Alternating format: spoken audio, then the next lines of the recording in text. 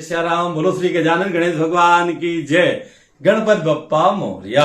बप्पा जी का आगमन प्रारंभ हो चुका है।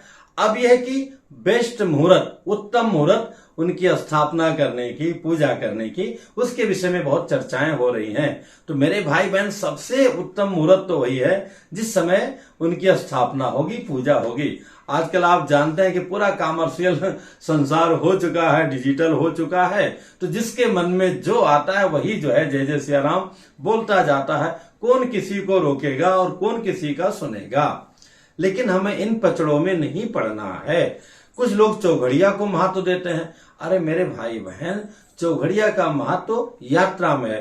तत्कालीन यात्रा करना हो वहां पे महत्व है। उसके बाद में सबसे उत्तम तो लग्न की बात आती है, होरा की बात आती है। और गजानन जी महाराज तो ऐसे हैं जैसे कि प्रकाश पुंज हो, लाइट हो। आप चाहे घर में लगा दो, चाहे जंगल में लगा दो, विद्यालय में लगा दो, अथवा जहां हमारे सैनिकों का शिविर है, जहां भी लगाओगे वहीं प्रकाशित हो जाएगा।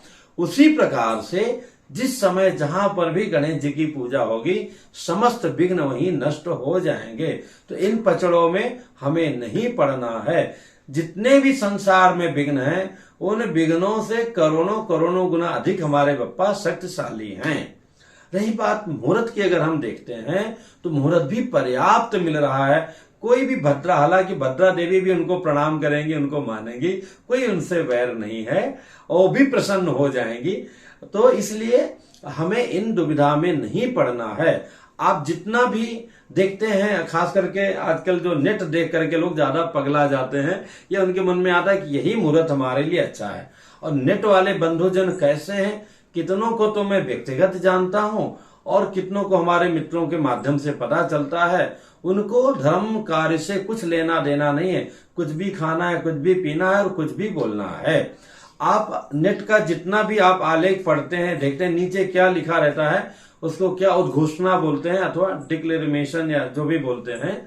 तो उसमें क्या लिखा रहता है कि जो जानकारी दी गई है इसकी जो है जय जय सियाराम हम पुष्टि नहीं करते हैं, ना हमारी कोई जिम्मेदारी है।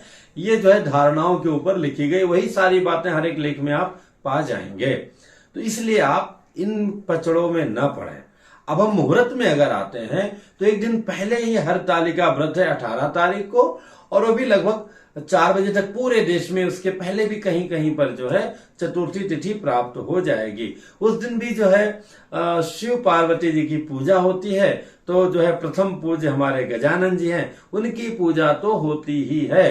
तो इसमें तो और भी अच्छा है कि एक दिन के लिए हम बुलाएं, 2 दिन सेवा करें, 3 दिन सेवा करें, सवा घंटा सवा दिन के पचड़ों में न पड़े।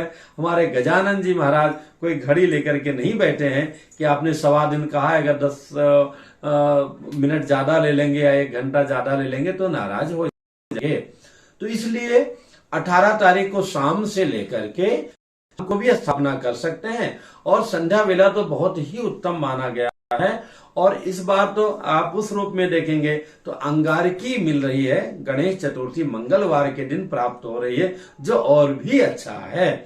तो प्रातः से लेकर के शाम को 3:30 बजे तक, हालांकि यहाँ राहु काल, करोड़ों राहु काल जो है गजानन जी के चरणों में बैठे रहते हैं। राहु महाराज, उनका कहीं कोई वो चलता नहीं है। जैसे कितना भी करोड़ों जो है वो आसमान में सितारे करें, लेकिन जहां सूर्य का उदय हुआ वहां सारा प्रकाश चला जाता है। वैसे ही जहां गजानन जी जाते हैं वहां पर जो है बाधा तो रहती ही नहीं है। तो प्रातः से लेकर के संध्या पर्यंत बिल्कुल ये जो आपको न्यूज चैनल वाले या तमाम वेबसाइट वाले हम लोगों को परेशान कर रहे हैं, उस सब पचड़े में नहीं पड़ना है।